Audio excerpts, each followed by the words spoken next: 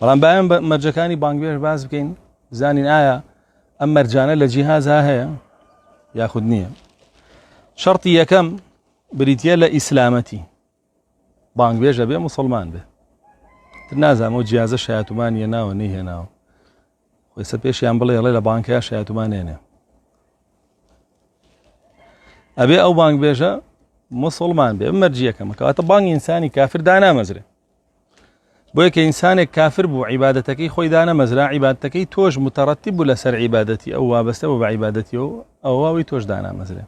کەواتە بانگبێژێک کافر بێ بانگ بدە، تۆ جوابیشی بیتەوە، ئەجری بانکە و دەست ناکەوێت، ئەجری جوابدانەوەکەت دەست ناکەوێت. بۆیە بێ هەوڵ بدەیت لەو مەنتیقەیە گوێ قوڵاقەکەی بزانی کەسێکی تر مزگەوتێکی تر هەبێ بانگ بدە و ئەو موسڵمان بێ بانگی ئەو جواب بیتەوە.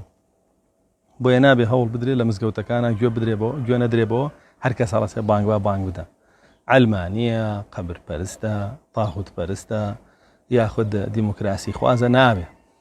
بێ ئاگادار بی ئەو بانگبێژە تەوحیدەکەی جێگیر بوو بێ، چەسپا بێ، ئەمەیەک موسڵمان بێ. دووەمیانە بێ باڵغ بێ. ئینکاری لە شروطی بانگە سەیرەکەی لە کتێبە مفەسەلەکانە ئەفەرموون بانگی منداڵ قبول نییە لەبەرەوەی باڵغ نەبووە، تەکلیفی لەسەر نییە، چونکە بلوغ حەدی تەکلیفە، ئەم مناڵە تەکلیفی لەسەر نییە. و ئەگەر بێت و مناڵێک بیدە کە بلوغی نەبوو بێ، با ممەیەزیش بێ مناڵەکە، بڵین شتەکان لە یەک جیا بکراتەوە، ئەمە ڕای زۆربەی زانایانە، با ممەیەزیش بێ مناڵە، یعنی بتوانێت شتەکان لە یەک جیا کاتەوە، چاک و خراپ، پاک و پیس ئەوانە.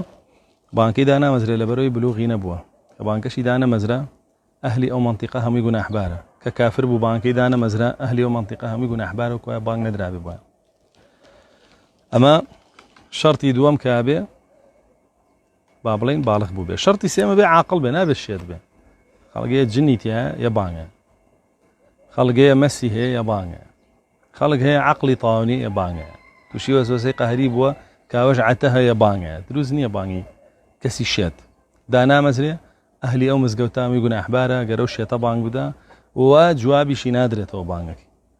بۆیە بێ ئینسانێک کە بانگەیە عاقڵ بێ. مەرجی سێم. مەرجی چوارەم ئەبێ و ئینسانە نێر بێ، بانگی ئافرەت دروست نییە، ئەبێ نێر بێ، پیاو بێ بانگەکە بدە. بەڵام اختیلافەیە ئایا قامەتی ئافرەت دروستە یاخود نە. هەندێک گەڵێن ئەگەر بۆ خۆیان نوێژیان کرد هەر ئافرەت بوون بەتەنیا لە جێگایەکە قامەتی ئافرەت دروستە دامەزرێ.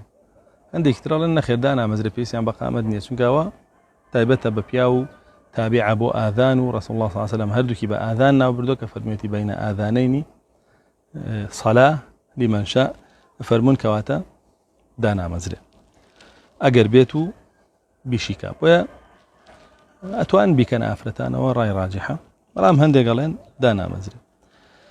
ئەمە ذکوورەتیش. مەرجی دووە ئەو مەرجی چوارەم بریتیە لە ئەمانەت، چونکە ڕەسوڵ الله صلی الله عليه وسلم فەرمێ المؤذن مؤتمن. مەرجی پێنجەم عەفوەن بریتیە لە ئەمانەت. رسول الله صلى الله عليه وسلم فرمي بانگ بێژە بێ ئەمانەت پارێز بێ. یعنی چی ئەمانەت پارێز بێ؟ کاتەکانی بانگ کاتی گەورەترینە عیبادەتی خەڵکیە. ئەو بانگ بێژە ئەبێ ئەو کاتانە بەپارێزێ، لە کاتی خۆیان بانگ بدە.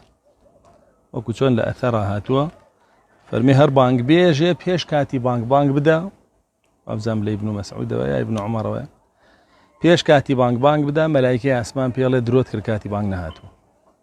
بۆیە ئاگاداری خۆی بێ، چونکە دوایی لای مەلایکەکان بە درۆزن ناوە برێ. هەوڵ بدە لە کاتی خۆیان دقیق بانگ بدە. و مەرجی دوا و مەرجی شەشەم ئیخلاسی هەبێ لە بانگدانەکە، ئیخلاسی هەبێ لە بانگدانەکە، یعنی بەس بۆ ئەڵڵا بانگ بدە، بەس بۆ ئەڵڵا لەبەر خاتری ڕەزامەندی ئەو بانگ بدە، نەک بۆ دەنگ خۆشی یاخود بۆ ناو بانگ یاخود لە داخی خەڵک. بیستومانە خەڵک هەبووە پێیان و تۆ دەنگە ناخۆشە بانگ مێ، دەتی لە داخی ئێوە هەر بانگێم، ئێوە بۆ خوانیە. خەڵک هەبووە تەسویری خۆی کردووە، ئەلحانی تاقی کردوێتەوە، لەحنێک و دوان و سیان و چوار و پێنج و بۆ خۆی بانگی ڕازانوێتەوە. ئەم بۆ شێوەیە ئەمە بەحساب بۆ ئەڵڵایە کاجل لە جەلال، دوایی بۆ ئەڵڵا نییە. بۆ خەڵکی ژێبیسێ دەستخۆشی لەیەکە دەنگی خۆشە ئافرم چاکە لە قیامەت تا پێ وترێ بۆ کردە خەڵک بڵێ بەخوا دەنگی خۆشە پێ وترا بڕۆ بۆ جانە. مەرجی دوا ئەو بریتە لە علمه بالآذان ومعرفة ألفاظه علمي ببانگ هەبێ بزانێ و کەلیماتانە واتایان چیە هیچ نەبێ و بزانێ و کەلیماتانە ئەبێت چۆن بوترێن ئەلفاظەکانی لە دەمیەوە چۆن بێتە دەرەوە بۆی تووشی گوناح نەبێ. يعني ئێستا هەیە ئەڵێ الله ئەکبار بار ئەو ئەکبەر نییە بارەوە شتێکی ترە ئیتر یا کەڵەشێرە بارە یاخودە و باڕەیەکە کاری خراپی تیاکرێ بۆیە ئەکبار نییە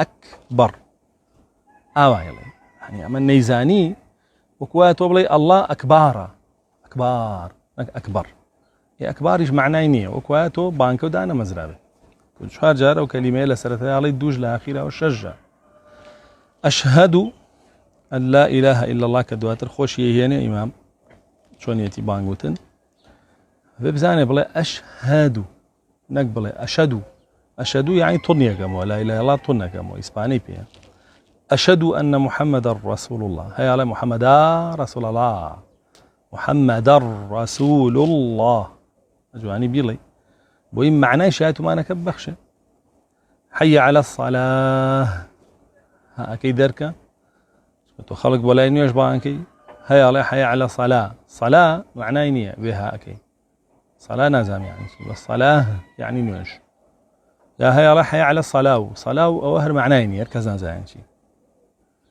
حي على الفلاح حي كي دركة حي على الفلاح فلا معناينية فلا يعني دشتو درو بيابان وانا حي على الفلاح يعني وربو دشتو درو بيابان طبعا حي على الفلاح حي كي بلي يعني وربو سرفرازي وهي على حي على الفلاح خلابت له الله أكبر لا إله إلا الله يعني يبي ألفاظ كاني بزاني أمكسة بزاني لكيو دريجيكاتو بزاني لكيو كرتبه هي على أشهد أن لا إله أو دريجيكاتو خوي بل لا دريجيكاتو لا إله أو إله إلا الله يا أشهد أن أمني يترسيلك بخوش أش حركة أروى خوي غني كان دو حركة بيزناك وانا بيبي أو عبار عكاب مد هو بانكك وبطالكاتو شو كلمات كان يمشكيني وتيكي بباقاداری ئەو کەلیماتانەش بکایڵێک کاکە خۆ ئەگەر بانگوتن هەراوە لە دەمی یەکێکە وەرگرتایەوە بیڵێ هەڵبەتە ڕەسوڵ الله صلی الله علیه و سلم ئەیوبە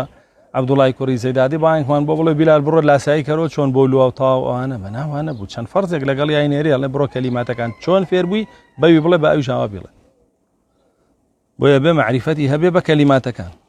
مەرجی حەوتەم یا هەشتەم مەرجی هەشتەم بریتیە لە عەدالەت بێو بانگبێژە عەدالەتی سەلما بێ واتە دیانەت و تەقوا و خواناسی سەلما بێ کەسێکی فاسق و فاجیر نەبێ. هەیە کابرا لە باڕەوە گۆرانی وتۆ مەقامی وتۆ یە دەڵێ لە مزگەوتە بانگەیەم بە مکەبەرەکان دیسان مەقامات تاقیەکات یاخود هەیە بە سەرخۆشی ئاڵێ بانگەیەم یاخود هەیە لە تاوانەوە دێڵێ بانگەیەم نابێ ینی خۆمە گاڵتە نییە.